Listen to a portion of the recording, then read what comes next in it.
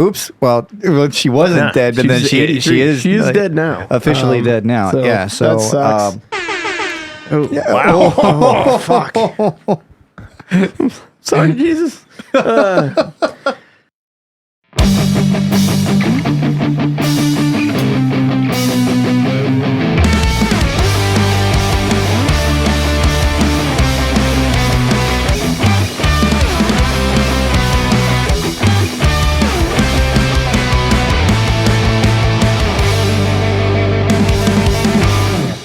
Hey, welcome to the show, everybody. I'm Jimmy. I'm B. And I'm Duncan. And we are the Geek Battalion. We are your weekly dose of all things geek. On the show, we're going to talk about Star Wars, Star Trek, video games, comics, pretty much everything in between for geek stuff. But with a twist, because we are two military veterans and a cop. And I said it like that on purpose. Somebody's going to spit in that now. Thanks. Yes, absolutely. So we have a lot to talk about tonight. First and foremost, I hope everybody had a good Memorial Day weekend. Yeah. If you haven't done so, be sure to check out our Memorial Day special. We had our special guest, Robert Kugler, on. Just an amazing gentleman. It was awesome. That was a really great episode. Yeah. Yes. Thank you. Yeah. And thanks to Rob for stopping by and helping out with that episode. It was good. Good stuff. But now we're back for more shenanigans. Punishment. Yeah, sure. I mean, if you've listened this long, probably. Yeah. Oh, yeah. Absolutely. Yeah, why are you still here? Gosh. Yeah. Oh. Thank you, though. All right. Well, just get right into it. Yeah. Okay, cool.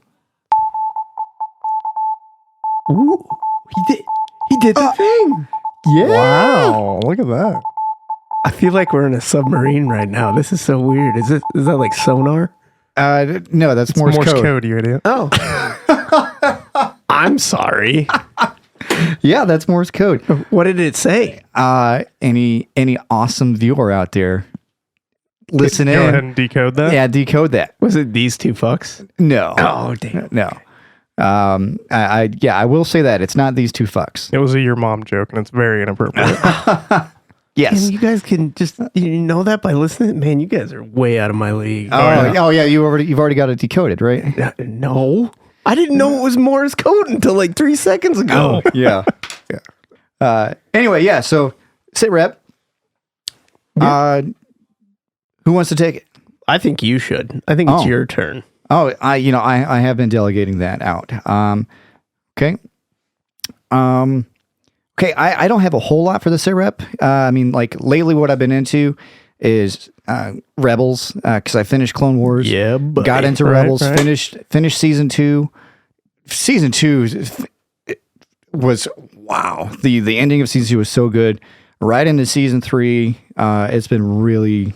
I've loved it. Ezra, the whole gang, seeing Hera and everything. It's just been an awesome series. Loved it. I'm super excited for both of you to finish that so we can. I mean, Ahsoka is coming up in August, so hopefully. Yeah, I know. I got a lot of watching to do. Yeah. I'm working on it. I believe you. There is something I do want to bring up with that. My wife actually pointed it out, but there's a character, Bendu, at the beginning of season 3. And he's actually voiced by Tom Baker. Do you know who Tom Baker is? No. He was the 4th Doctor in Doctor Who. He had the long hair, the curly hair, and the scarf. And so, I'm watching it, and she's watching it with me. And Tom Baker came up, and she's like, "I know that voice. And then she had to look it up, and it was like, bam, it was Doctor Who, and she had like a fucking nerdgasm right there. You know, that's one thing that I've never given that any time either. So, but isn't there like 45 seasons or something like that? There was a lot of seasons. Yeah. They did a reboot in like mid 2000s coming out with it. Like some pretty notable doctors or actors that have been Doctor, and actually, in House of the Dragon, Matt Smith plays Daemon Targaryen, and he was actually the 11th incarnation of Doctor Who. My extent of Doctor Who knowledge is that Bosk's uniform is actually was like a side character or background character from Doctor Who. That and my kids played the Lego Dimensions game, and that was we bought the Doctor Who pack, and I had no idea what was going on. There's some like robot dog and little telephone booth thing. Yeah, what is that thing called? I should know this. A TARDIS. The TARDIS. Oh. I know that because I saw a bumper sticker like 2 days ago that said my other car is a TARDIS, and it had that same thing. I'm not making this up. I saw it. It just sounds so bad. Yeah, it does. Yeah. So anyway, So Rebels, and then I saw that Black Mirror season 6 is coming out June 15th.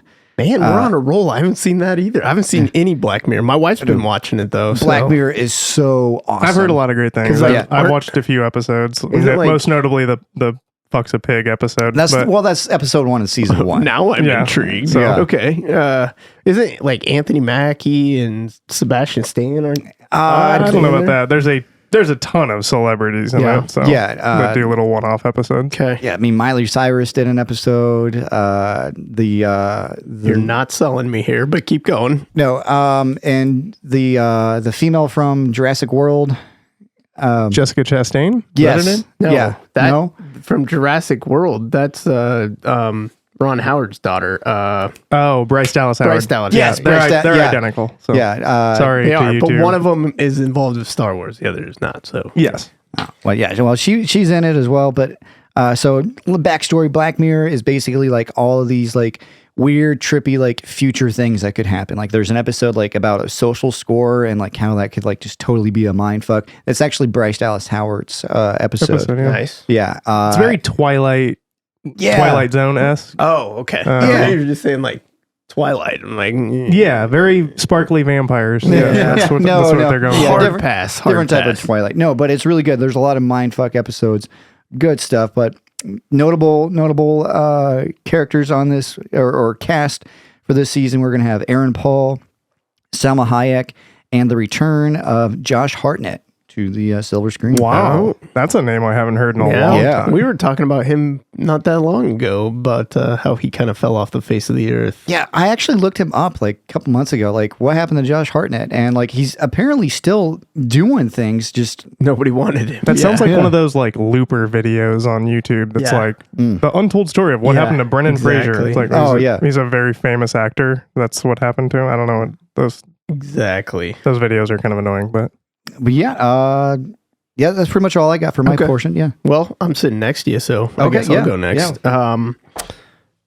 Before I get into the news stuff that I have here, I think I have a new segment for us here. Maybe a one-off from the sit rep here. Oh, okay. Kind of a last episode rehash, or I'm going to name it after a Jimmy quote. That I really liked from one of the last episodes, which was rumored or possibly confirmed. I just like the ring of that. So these are both things that we have been proven wrong. So I don't think that's true, that we can have a whole podcast of these in the future. But unlikely. Geek Battalion is wrong. James Gunn confirms that the High Evolutionary is alive. Oh yeah, I did see that, and is seen on screen being almost carried off immediately the ship. after the episode. But I think like the whole world missed this. Yeah, because everybody was talking about how good riddance, he's dead, and then James Gunn had to come out and be like, did you guys see the movie? Because he even posted a screenshot on Twitter of Drax carrying him off the ship. So who'd have thunk it? Yeah, and the other one was. This one was directed at me. We were talking about maybe Luke Skywalker being more involved in some stuff coming up. Maybe maybe getting his own series or something like that. And I said that, if you've listened to anything that Mark Hamill said, he definitely be into that. And then he immediately contradicted you. He came out and said, hell no, you need to recast me. He said, I don't think those are stories that need to be told. But if you're going to, find a younger actor, basically. Yes. I also found a... Sebastian Stan for Well, yes, for I'm Luke all Skywalker. All just for saying. that. I will. Bucky I will Barnes die on that hill. Yes. is Luke Skywalker. Yes. He would be great. Yeah. I also found a video of him just going off on the character of Rey and basically, where's like and all of the Last Jedi and everything. Yeah.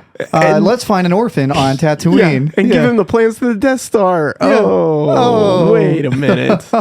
And then he was at like Star Wars Celebration when he was telling some of this, and he's like, Daisy Ridley's character name. What was that? Oh yeah, Rey. The crowd had to tell him.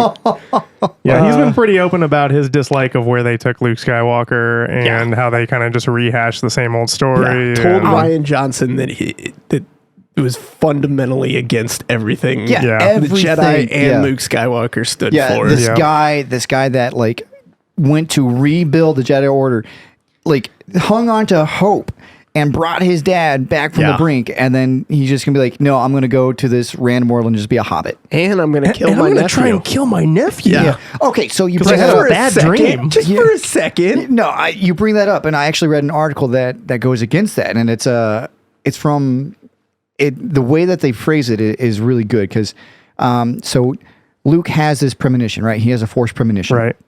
And then he lights his lightsaber. Okay.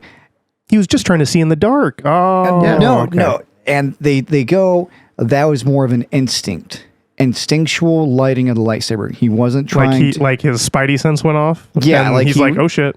Yeah, like he didn't intend to kill fucking Ben. It was an instinctual thing. Like it's the Sith. Boom.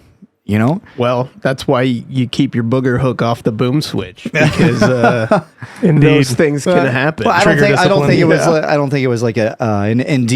You know, it was more of just an instinct. You know, like you're out on patrol and something happens. Okay, I'm gonna maybe flank right instead. Yeah, but that's a little more. That's like fixed bayonets. Like, it's time. I don't remember because it's been so long since I've seen the sequels, and I don't rewatch them. But doesn't he try? Doesn't he like raise his lightsaber? No, well, he has it like up against, up to his side, and he like turns it on, and then he makes this like menacing face, and he's just like, "Oh wait, that's a bad idea." And then but then Ben grabs his. And they kind of have a standoff. And he's like, no. And he's like, screw you. You tried to kill me. Yeah. So, whatever. I just liked it because it was from a certain point of view. Once again, I'm the first to bring up something that I don't want to talk about. So, I more Star Trek news with B. No. Oh. Moving on. No? Okay. On a sad note, I also brought up Ray Stevenson last episode, and he is terrible. No longer with us. That is devastating. Yeah, rest in peace. Of course, he was upcoming to be Baylan Skoll in the Ahsoka series. He was also voice actor in Star Wars Rebels. And of course, he's also the Punisher for Punisher Warzone. Yep. Wasn't my favorite Punisher, but I really did enjoy. I think he's great in that. Yes, movie. He's fantastic. I think some of the surrounding stuff in it's maybe not fantastic, his but tactical approach to everything great. Was phenomenal. He's in the MCU. He's one of Thor's buddies. I don't remember his name. I can't remember his name. That guy. But that's all I remember. Yeah. But yeah, that sucks. Also, Tina Turner died. Beyond Thunderdome. So, I thought she was already dead, so it surprised me. Rest in peace, Tina. I was like, wait, she's not dead. Oops. Well, she wasn't dead, but then she is. She is dead now. Officially dead now. So yeah. So. That sucks. Wow. Oh, fuck. Sorry, Jesus. But yeah. So. On more lighter news, I guess, they released some new footage for the PlayStation Spider-Man oh my God. / Miles Morales 2 game. Oh, nice. It looks crazy good. I'm broke. I am going to buy a PS5 now. It's I think this is going to push me over the edge too. Yeah, can't avoid it anymore. I'll just wait till it's on Steam. I honestly, if the PC version gets enough like it comes out with a good PC version that isn't buggy and crashes all the time, I might just play it on PC because I just play with the controller on PC anyway. So don't at me. But if anything's gonna make me get one, it would be this or a new Batman game, like something like that. I have played the shit out of the first Spider-Man game. Yeah, it's so I good. have clocked it probably 4 times. Did you play Miles Morales? Yeah, I've played that one too. Yeah, great.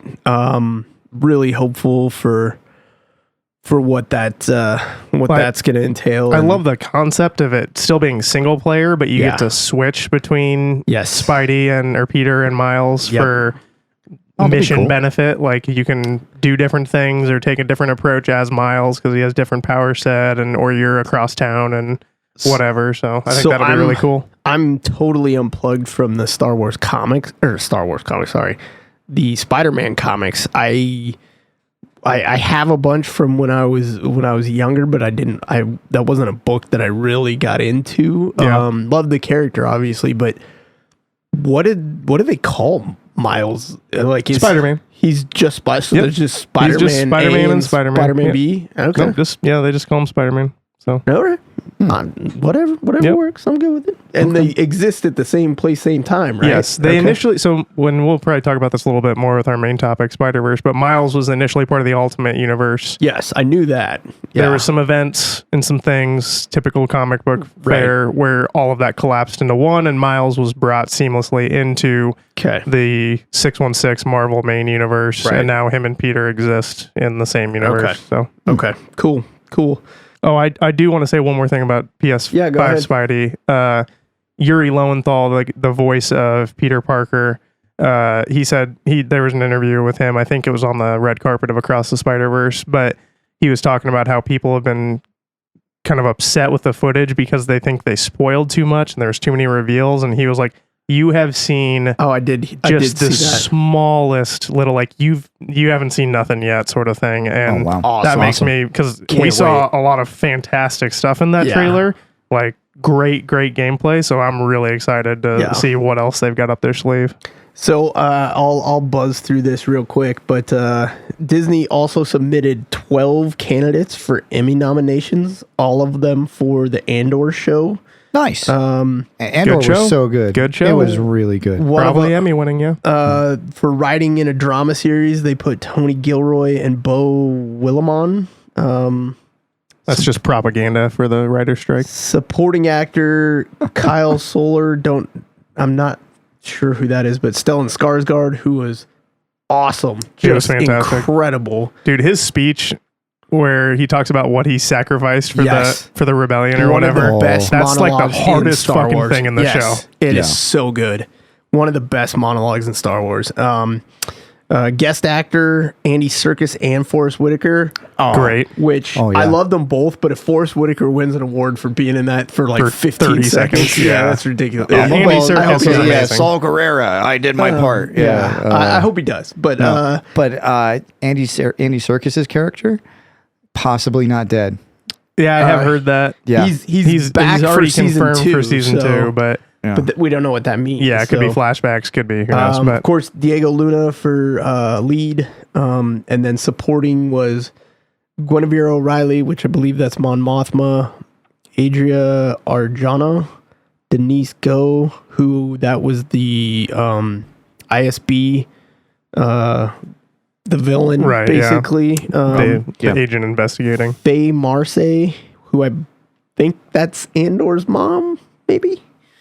And then guest actress Fiona Shaw. No idea who that is. But anyways, I'm excited. I hope they win something. It'd be cool for them to get some love. But that's all I got for my reppiness. What you got? I basically have been deep diving in how to manage social media, learning how to run a social media page. Since we and you're doing a bang up job. We have an Instagram now. We have a Twitter now. I've been trying to. We've had the Twitter. I'm just more of a presence on Twitter now. Just trying to get some followers and spread the good word that is the Geek Battalion out there. So your mean game meme game is on strong. point. I think the people like memes, so I'm trying to keep up with the kids. And if you're interested, you can hit us up at Geek BN. That's Bravo November Vets on both Twitter and Instagram. That is correct. Yes. Yeah. Send us a DM, like, comment, whatever. Yeah. Send me topics. Send me anything, whatever. We'll take it. Any interaction's good. So even if it's hate mail, I'll just make fun of you. It'll be fine. Yeah. We officially have merch. Yes, we do have merch. Yeah, that's one of the other things I was going to talk about. I've been working on some new designs, some Spider-Verse inspired stuff that I've been kind of toying with. So we'll see if I get to a point where I like that enough and release it. But we have merch on threadless.com. You can find our store. It's geekbattalionvets.threadless.com. We've got shirts, hoodies, long sleeve tanks, stickers, whatever you want. We've got a few different designs, some inspired by The Mandalorian, Guardians. What's a long sleeve tank? I said long sleeves. Oh, tanks. Oh, I got you. Okay. Sunny D vodka already. But yeah, so we've got a bunch of different designs: Mandalorian, Guardians, Teenage Mutant Ninja Turtles, some like Vans inspired stuff. Hell yeah. Yeah, it's good stuff. So check it out. Duncan's on point. It's great.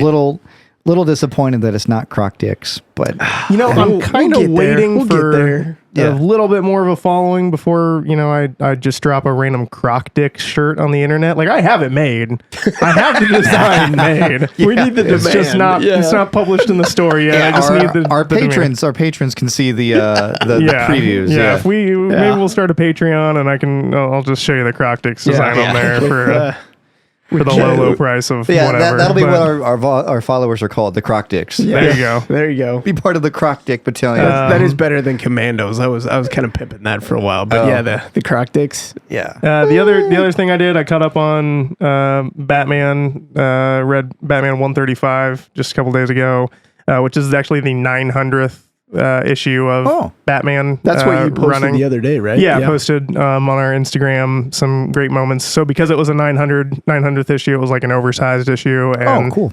They wrapped up a storyline called The Batman of Gotham, where Batman was actually like traveling through the multiverse sort of thing, and he meets Michael Keaton's Batman. He meets the Batman the Animated Series Batman Beyond, and Bruce from that. He goes to the Injustice universe. He goes to like a ton of different, really popular, really cool. He goes to Adam West's Batman universe. He gets a belt and some bat shark repellent from. That was one of the from clips him. He goes to the there, Dark Knight Returns, Frank Miller Batman verse, and has a fun little interaction with him. So it's well worth checking out.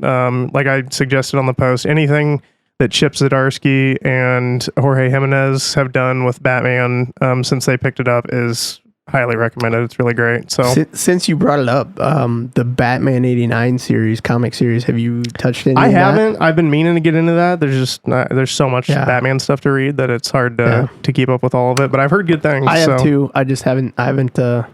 I'm still old school. I'm gonna go to the comic book store and pick it up. But we'll see.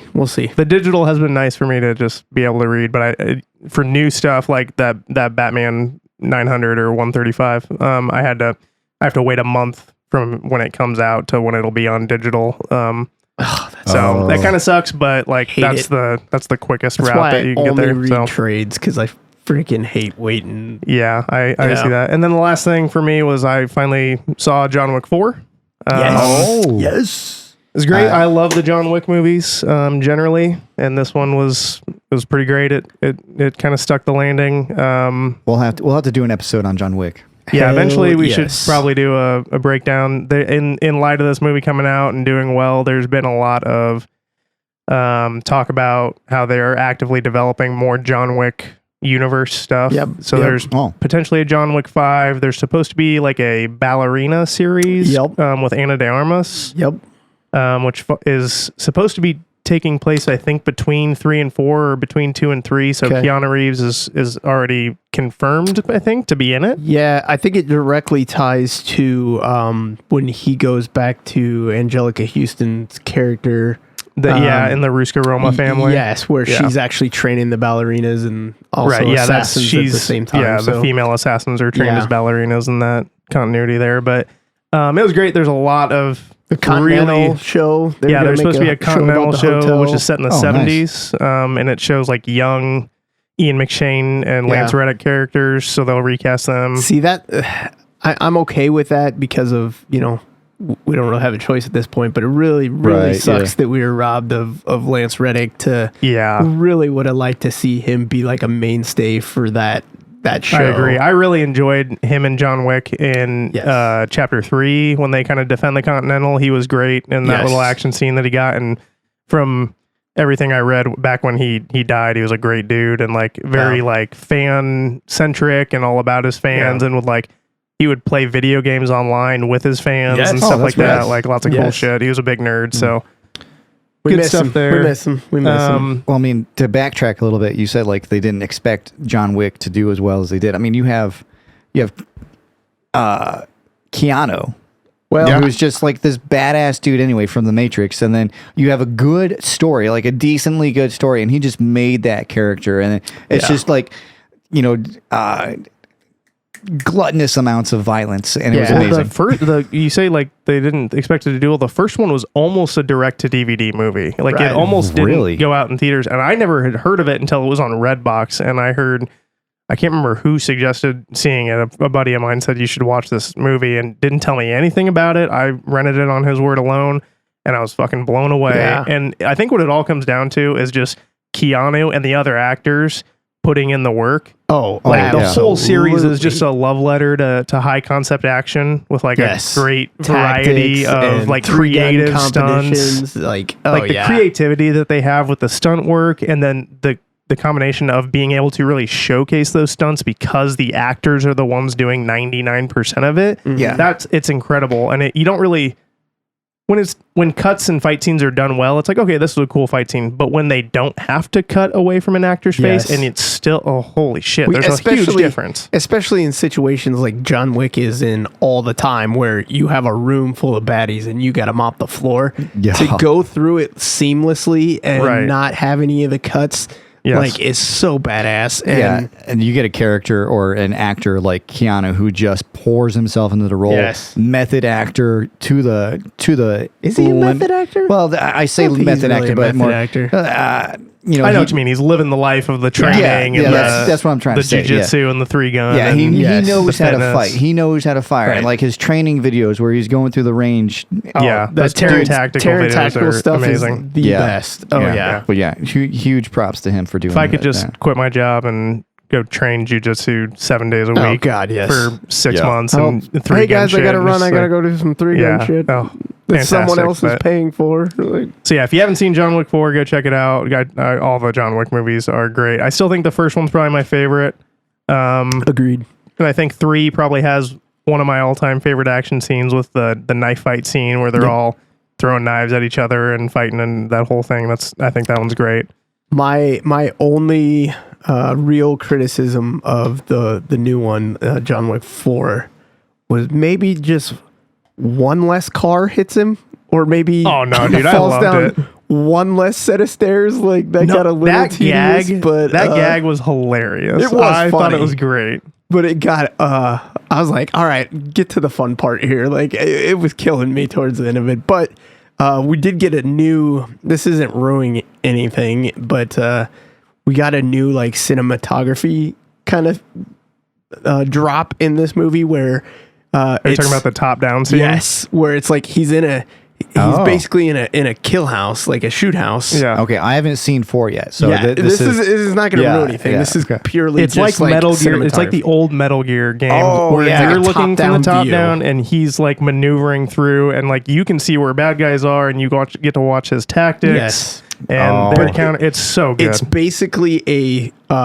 I'm getting a hard on just listening to this. This is awesome. It's a one-take 3-gun competition through an entire building, and it's basically and it's done with Dragon's Breath fire shotgun rounds. It's so just the fire exploding out of the shotgun, super cinematic, like gorgeous cinematography. But it shows him, pine corners and like doing what he does best, and it's so good. But yes. Love it. We'll definitely review that down the road. That was the highlight, I'd say, of other than our main topic. So yeah. But that being said, we got anything else? Before we move on? I don't think I think save rounds. Yeah, I think we hit it all. Yeah. Cool.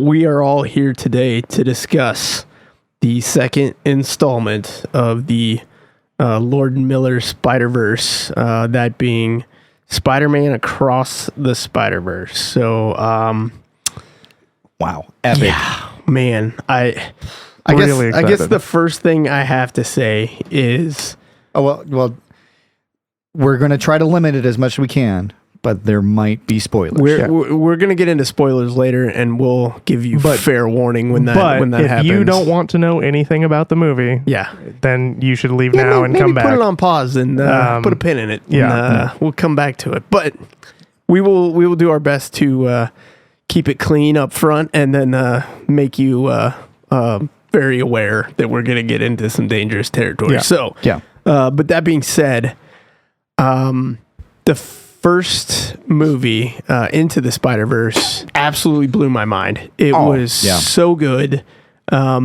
Might be the best animated movie of all time, in my opinion. I think it's the best Spider-Man movie of all time. I definitely agree with that. But I'm gonna extend it even further and say that's a tough one of the greatest animated movies of all time, if not. Yeah, I mean, there's some really classic animation that I bet a lot of people would fight you over that on. Not saying that I don't agree with you, but I will say, having watched, like, I'm always watching animation stuff, right? A lot of DC movies and whatever on Max and whatever, but having watched Into the Spider-Verse, thank you for that. Having watched Into the Spider-Verse leading up to Across the Spider-Verse, and then watching that for this show, it's kind of sad to watch some other animation sometimes. Yeah. So I'm kind of like, man, I guess just doesn't feel as fun. My take is the first one was, I think, the best animated movie of all time, and I think it makes a damn good argument for one of the best superhero movies, one of the best comic book movies. Yeah. Oh, really? 100%. But I will say that, in my opinion, this one surpassed it. Like, I have one knock against this movie compared to the first one, but everything else, this movie absolutely wrecked me. It wrecked me. Like, from the jump. It was emotional as fuck. Yes. It was amazing. From the jump, we start out in a direction that I wasn't expecting, especially where we left off with Miles' story. Oh, yeah. And they come at you from another angle, and it hits really hard. Really hard.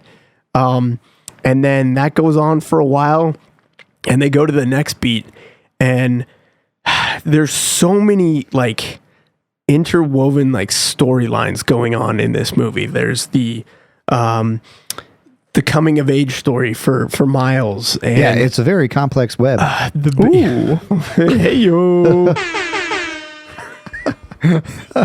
I'm here to drag us down. Yeah. At least he's honest. Perfect. But, like, just how we have the coming of age for Miles, but then also from parenting standpoint, like, the struggle of parents and mentors to when your kid is coming of age. Yes. And that was what that means for your parents. Yeah, a really great perspective.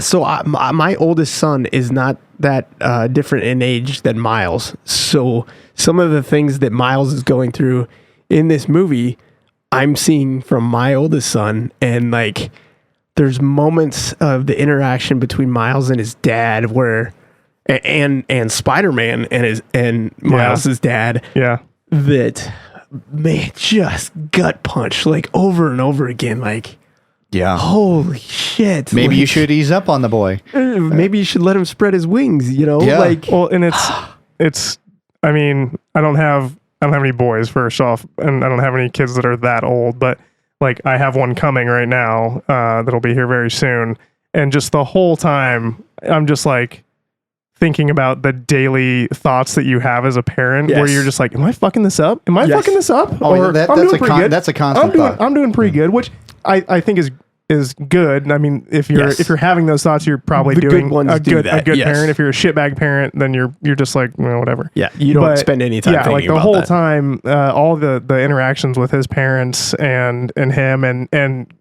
we see a little bit of. I don't think this is really a spoiler, but we see a little bit of Gwen's interaction with her father, and just all of that.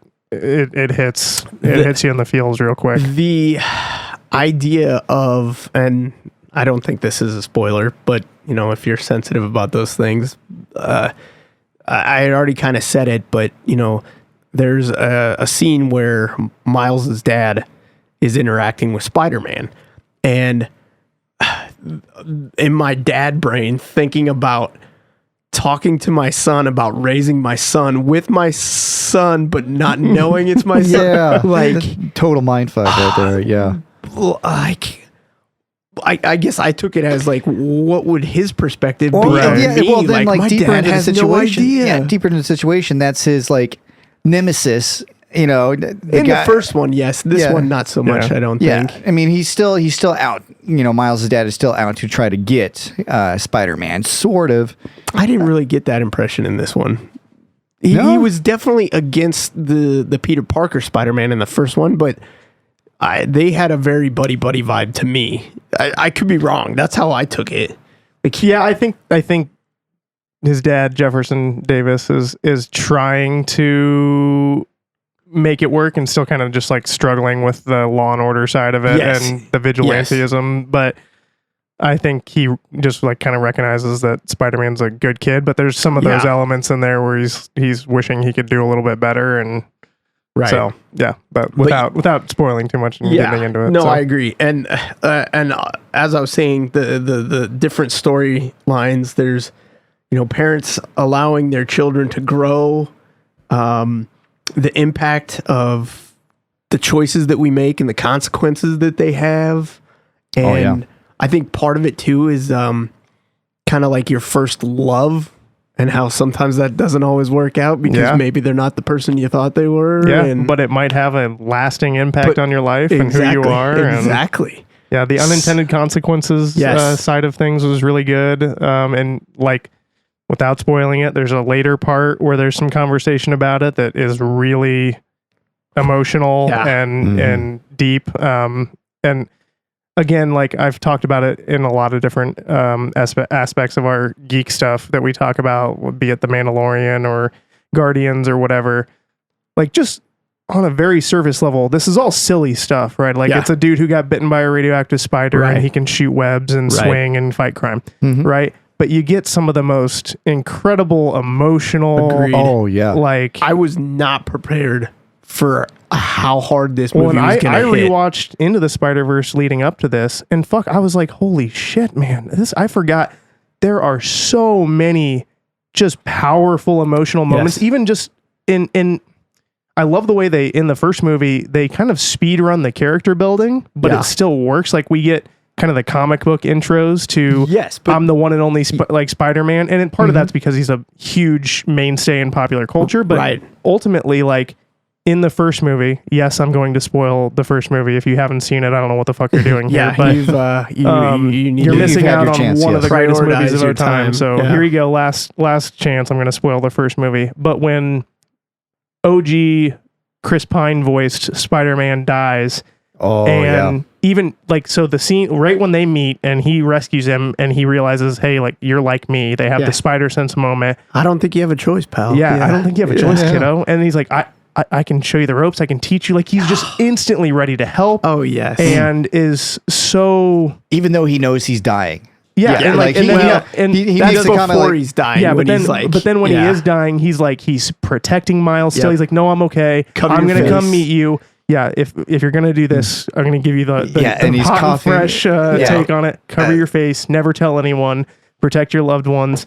You have to promise me you're going to do this. And that promise is the basis of the whole rest of the movie. And it's so good. It's so important and strong. It's Jimmy and I were talking about this earlier today. That being said, yes, you're absolutely correct that there's these huge, powerful moments in the first one, but the whole vibe of the first one is much more upbeat and a lot exciting. lighter. Generally, yes, lighter. Yeah. I agree. It's a very inspirational movie. Absolutely crushed me, man. So heavy, very They heavy. Infinity Ward this just to say, like you're gonna need to see the second one as soon as the first one ends. I agree. I will even give them more props than that. I will say that not only do I think that this one's better, I think this might be one of my favorite movies of all time. Like and granted, I'm still in the honeymoon phase because I just saw it yesterday, but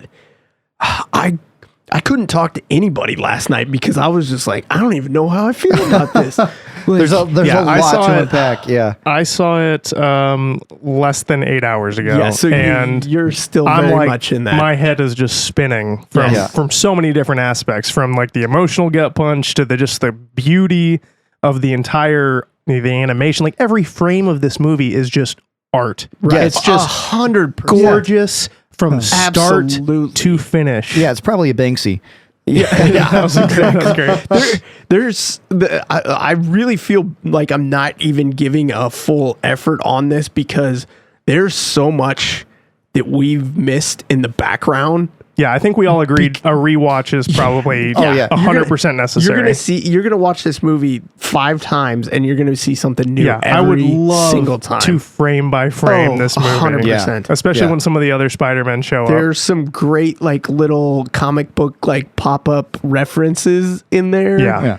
That are there's so great. one Spidey where you see like he's got like the Spider-Man wings. But no, so back to what I was saying, I think that this is my children's generation Empire. Like, that's not giving anything away. No, that's not. But I'm just saying that's how I felt when I walked out of this. Was like, it's like that TikTok thing. Like, shit. show two clips that give out the same energy, and it's like the end of Empire and the end of this movie. Yeah, I didn't think about it that way, but I think you're onto something there. I mean, and they are no way, shape, or form comparable as far as the story of what happens, but like the power of the ending in this one is, I mean, like, mine just blows. Just another Star Wars connection a little bit. Like we talked about last week with, or not last week, but our actual episode with Guardians, about how James Gunn set out to kind of make a movie or a trilogy that makes you feel like Star Wars made you feel when you saw those for the first time. Yeah. And we talked about how emotional and how much great stuff there is in those, and how they run the gambit from funny to emotional to action and all that in between. And I think these first two of this trilogy fucking knock it out of the park. Seamless transition there because of everything we just said. I think Disney is really hurting right now because they canned Lord and Miller for the Solo movie. And I think... Oh, did they? I didn't know that. I think, Ron Howard had to come in and finish it. I just didn't know that they were initially the ones... I knew that there was controversy with it and they almost reshot the whole movie. I think those two just wrote a blank check. They got their own ticket now. Yeah. They're going to take over a big franchise. And Jimmy and I were talking about this. I love James Gunn. I love what he's done with lesser characters. But these guys just hit it out of the park with one of the biggest comic book characters of all time and just absolutely crushed it. Yeah. I think DC might have jumped the gun a little bit, pun intended. Well, I don't know about that. Time will tell. Time will tell. I would love to see them bring Lord and Miller into the fold there. I don't think they're going to be able to. I don't think at this point they're like Kevin Feige, James Gunn, or bust at this point. Like some franchise, and it might be Sony. It might be the Spider-Verse. I'll just say this. Sony obviously has let Lord and Miller do their thing with these Spider-Verse movies. And hopefully that's what's going on with Beyond the Spider-Verse and any of the stuff that spins off of this. But Sony has a track record of fucking shit up like nobody's business. I think this one's going to fix that because of the dollar bills, baby. I think it will. I honestly think it'll be limited to this. Like I don't think Sony. is going to be around much longer. I think Sony will get bought out in the next 5 or 10 years. That wouldn't surprise me, but I think disappear. I think the way that Tom Holland's Spider-Man started raking in cash. The only thing that is keeping Spider-Man afloat, Sony afloat, is Spider-Man. Oh, 100%. If they do not maintain the rights, or Disney gets their nut up and pays them what they buys them out, and takes that from them, they are fucked. They are done. Yeah, definitely. They have PlayStation, but I don't think that is the same on the same level. I think there is potential here that they're going to make serious bank, and if they give creative control to these absolutely creative masterminds, they're going to win.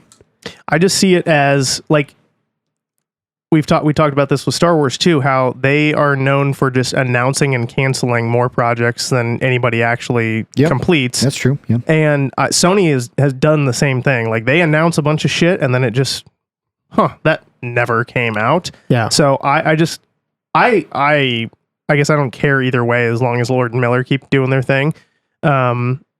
And I'll always have these movies, so I'm thankful for that, because these are endlessly rewatchable and extremely great. But I could see Sony fucking it up still. I hope they don't. I don't know. I hope we can see it. I don't see this next one going like how the Tobey Maguire series went with. No, I think it'll be another banger. Yeah, with the second one 100%. being amazing. I mean, Spider-Man 2 with Tobey Maguire, one of my favorite Spider-Man movies. Yeah, it's fantastic. Yeah. I mean, it's got a great soundtrack too. I mean, you got Dashboard Confessional with Vindicated, one of the best fucking bangers ever it's a made. Great one. But then they followed. They followed it up with Spider-Man 3, which is one of the worst comic book movies ever. Yeah, but it gave us a great gag in the Into the Spider-Verse when he did his dance number. Yeah, it's fantastic. Yeah. I did this. I liken it. We don't talk about that. I liken it to the prequels a little bit too, where like everybody hated it at first and they've kind of come around on it. I don't think they've come around on it as much as people have on the prequels. It's bad. It is bad. It is, but I think because it's part of the overall journey of Tobey Maguire's character, and we've recently got him back, there's just a larger appreciation for it. One thing I'm curious if you guys remember, but it was big in my world when Spider-Man 3 came out. But do you remember like I think it was either Dr. Pepper or Burger King commercials where like Spider-Man would swing by and do something, but then Black Spider-Man would show up and like he was kind of like the Hamburglar, like he'd just screw stuff up. And what? I don't remember this at all. You mean Black Suit Spider-Man, right? Yes, I'm sorry. Okay. Yes. What I say, Black Spider. Yeah, I'm sorry. That's not what I meant. Black Suit Spider-Man. Venom. The symbiote suit showed up and would just like screw everything up, and they were fantastic. And I just wanted to have that mask like on my person and do something stupid like all the time because I love those commercials. But I said my piece. I don't know that I can say anything else without spoiling anything. I think Jimmy, you got anything you want to add? I think we've talked the movie up, right? But I think my only complaint about the movie is the ending seemed like it took forever. And like there were a couple spots where it felt like it could have just ended.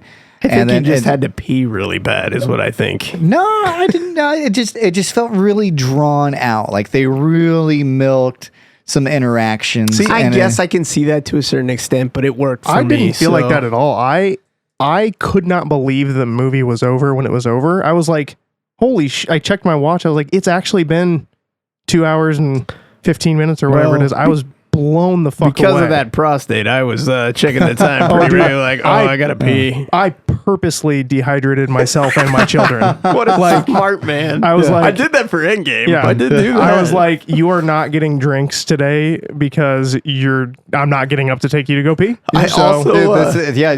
Or you can just pee in the pants. We'll get drinks after. I also may or may not have brought in a urinal to Endgame just in case. I didn't want to miss anything. Dedication. I didn't use it, but I brought one. Maybe. So going a little bit back to Into the Spider-Verse, Duncan and I were talking about this a little bit earlier, but I went into this just not expecting anything. Like, okay, it's going to be an animated Spider-Man movie. Yeah, it should be, and it'd be cool. You know, it just blew my mind. It was such a different take on animation. Are you talking about the first one? Yeah. Okay. Yeah. I just said that. Way to listen, B. Okay, but I didn't know where you're going. No, it's okay. You owe me one for how I didn't listen to you on the last on the last 8 episodes. I'm sorry. Proceed. Went into it, not expecting a whole lot, but I was just blown away. Like, it instantly skyrocketed to the top of one of my favorite movies. Yes. For how it was. I'm immature at heart, just absolutely immature, and hard to believe. Yeah, right. I'm surprised we haven't had any dick jokes lately throughout this episode. We talked about croc dicks. Yeah. Give it up for croc dicks. Okay. It was such a great addition to the show. I'm so glad we did that. Yes. Awesome. But yeah, so I'm immature and I love all the little quips, like all the the sarcasm. And that's Spider-Man at his core too. Yes. So. Always quipping and fighting. Yeah. Yeah. So I just I loved it, and I loved the character Miles because to be honest, I didn't know too much about Miles Morales. I knew like he was an alternate, Spider-Verse or multiverse kind of thing, but his character, I just instantly just fell in love with it. I love like the take that they did on it, the casting, fantastic. All the people that have voiced characters in it, so good. The voice acting is absolutely phenomenal. Top tier. Yeah, it's incredible how well they did it. It's beautifully done. Yeah. My other criticism of Across the Spider-Verse, and it felt like just the initial story. Once we get to Miles, it felt like a rehash of Spider-Man 2 where Tobey Maguire is just struggling. He can't get his shit right, and it just felt like a rehash of that. However, I will preface that with that that is the Spider-Man universe, so it could just be part of I think that is the quintessential Spider-Man. And I would say that goes back to the Stan Lee days when he created the character. Like, he wanted a character that teenagers and people could relate to, that like he has real problems. Like Tony Stark doesn't really have this is more so in that time frame. Like, now they always try and write characters with relatable struggles, but back then, like, comic book characters were just, you were a superhero, and when you weren't a superhero, you were on your day job waiting to go do superhero stuff. And with Peter Parker initially, it was like, he's got to study for a test. He's got to get his girlfriend to go to prom. He's got to do this. He's got to do that. His Uncle Ben's dead. He's got to all this weight of all this responsibility. And it was like people fell in love with that because that's real life. I would argue too that I don't think it was him not getting his shit together. I think he was very much he was nailing his Spider-Man stuff. But he, like all superheroes, they tend to neglect their actual persona. And, can you imagine, like, it would be hard enough for an adult. Can you imagine doing that when you're 15? You have these parental struggles. You got friends, you got school, you got the future, like so much. Yeah. Dealing with all the death around you. You're saving the world. Yeah. I mean, it's coming to grips with the responsibility that you have and trying to like figure out how to time manage everything. Yeah. But yeah, so that's like, at the end of the day, for me, that's very minor. And as far as, but like, I can't, I went into it trying to find stuff to like nitpick because, like I said, I didn't have a whole lot of stake into the character. So I wanted to be that outlier, but I couldn't find anything like that was like really like necessary to nitpick. Yeah. I only found one. My only criticism of this one compared to the first one was I didn't think the soundtrack was quite as good as the first one. Like, the first one just hit perfect for me. Like, it really helped like immerse me in Miles's world. I thought the soundtrack was better in the first one than this one. And this one wasn't bad. I was gonna say the first one was better. On Friday they dropped the soundtrack, and I've been just living in the world of the Spider-Verse. Nice. Oh God, you're just torturing yourself. It's great. I think that was part of why I was so hyped up for the movie itself, especially after watching the first one. I've just been listening to the music. Friends that are just I can't wait to talk about this. And you're blowing up you're sending DMs. me spoilers on Instagram. I was? Yeah. Oh my God, I'm sorry. Yeah, it's okay. I did? Yeah, Fuck. kind of. Not really. I didn't think I did. I'll talk about it more when we get into the actual. Well, the last thing I can think of that I can say without spoiling anything, and I'm sure we are all going to get to this at some point, but whenever we do a review, we always talk about like our favorite character, and this isn't anything groundbreaking here. It's Miles for me in this one, and I think like you, I do have a good knowledge base for Marvel Comics, but I didn't really know anything about Miles Morales. That kind of happened after I had kind of stepped away from it. So the first one was a great introduction to the character of Miles Morales. Oh yeah, fantastic. Absolutely. But this movie gave us Miles as an elite, like great superhero, not character. Yeah. Superhero. Like he really shows how he's come into being Spider-Man. He's my children's Spider-Man. Yeah. That's great.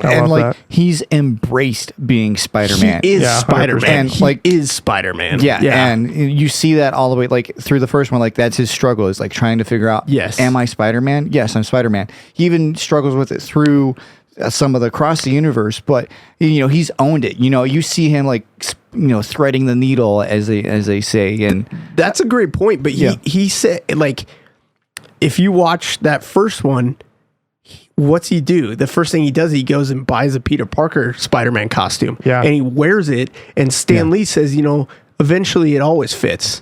But he's still trying to force himself into this, even when they go to this Peter Parker shaped hole. He's trying to fit himself in there. Well, but then at the alternate Spider-Man even makes the comment, "Oh, you're buying your own merch? That's weird. Kind of weird to wear your own merch." Yeah. But then at the end, when he makes the costume, he spray paints his costume. Right. He becomes his Spider-Man, not somebody else's. You don't have it yet, kid. But then, like, he does, so and good. he gets it, and he embraces it, and so, I would agree. Obviously, he's the protagonist of the series, but I'm going to elevate that further, and I want to challenge you guys. Why is he the best Spider-Man ever? I can't talk about it without talking about spoilers, so.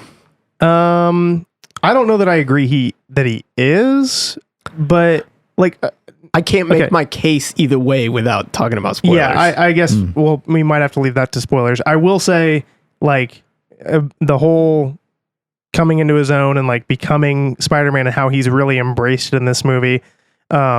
It's like the last scene in Into the Spider-Verse where he comes to the Collider to help them, to send them all home, so that nobody has to stay behind and die, where he's just confident in his new costume. I got this. It's that, but it's elevated. It's 211. Like that scene in Into the Spider-Verse where he does sweeps the legs on Peter B. Parker and catches him and tells him it's a leap of faith, is like, that fucking does something to me, man. Like, that's such a good whole conversation. How will I know? Yeah. You won't. It's and he's like, oh yeah, you're right. It's a leap of faith. Like, good work, kid. And then falls. And then his, like, kind of the wrap up that they always have in Spider-Man movies where he's swinging through the city and he says, like, I didn't think I could do all these things, but anyone could wear the mask. And then he says, you could wear the mask. And oh my God. That's like, so good. That's why that movie's so inspirational. It's so amazing. Like, and obviously, like, nobody can be Spider-Man, but you can be a good person. You can do what you set out to do. Like, there are always going to be shit that you have to go through, and there's always going to be death, and there's going to be struggles and shit like that. But, like, you just, like they keep saying in the first movie, like, Spider-Man always gets up. Like, Yeah. You can get back up. You can. I remember he's getting his ass beat by Kingpin, and I just remember like they said that earlier in the film, like Spider-Man always gets up, and then Miles says it. I gotta get up. Yeah. I gotta get up. And then he does. And it's just like, you're like, yeah, he got up. He said the thing and he got up. Yeah. I know we've already talked about the first one, but every beat of that first one with the art, with the music, with the story, with the personality of the characters. Yeah. Yeah. Just like so on point. A perfect example of that is the Prowler like theme music in that movie.